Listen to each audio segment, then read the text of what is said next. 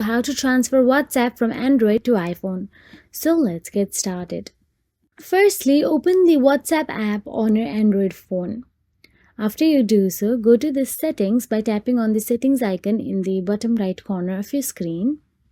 Then, inside the settings, scroll down and tap on chats. Inside chats, choose Chat Backup to back up WhatsApp messages on your Android phone. WhatsApp chats will be backed up to Google Drive. After you do so, all you have to do is simply wait for the backup process to complete. Once the process is completed, go back to the chats again. And by this process, also make sure to download the WhatsApp on your iPhone already. Once you go back to the chats, there you will get to see transfer to iPhone option available.